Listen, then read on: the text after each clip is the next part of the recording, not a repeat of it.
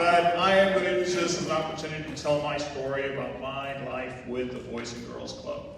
So I was born in Puerto Rico, and we moved here, again, like this young man said, when I was 12 years old.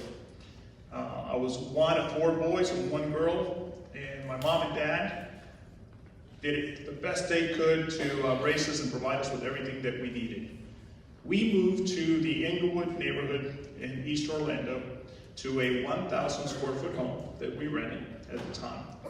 And the only entertainment that truly we had was a little 40 by 20 or so building near Chickasaw Elementary School that was the Boys Club at the time.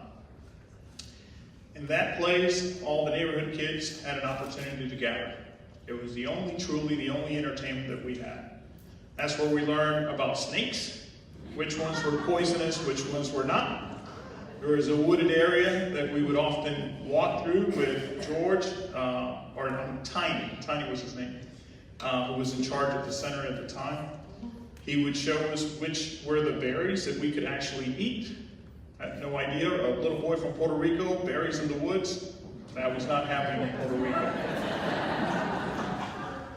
But beyond that, it allowed us to share a lot of our times with kids from all walks of life.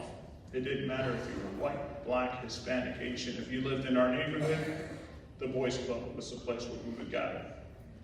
Then, very fortunately, the Boys Club had a partnership with the city, and they built a center that was shared by both the city and the Boys Club, and later became the Boys and Girls Club. That's where we truly spent the majority of our time, and we were able to learn a lot of things that molded us to become the young men and women that we are today, many of us who were there during that time.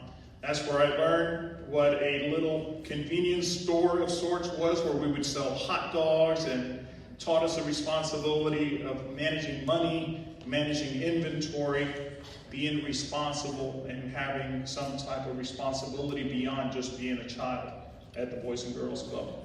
It taught us the responsibility that we had in order to respect each other. Played a lot of basketball, and for the basketball players in the room, you know how rough and tensions it can get on a basketball court. And if it wasn't for the adult figures that were part of that Boys Club, who always taught us the importance of when to back down and when to take a step back instead of allowing your egos to get the best of you, I wouldn't be here today.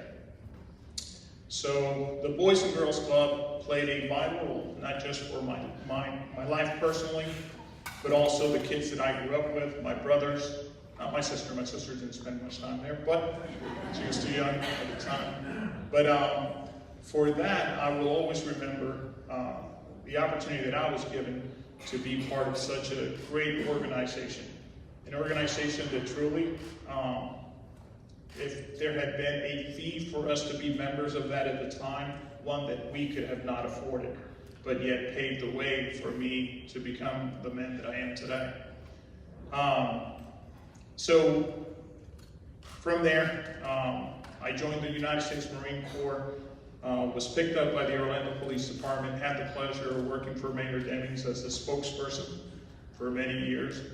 And I would be remiss if I don't mention a couple of people that are here today. Marcia Hope Goodwin with the City of Orlando, a part of our city family.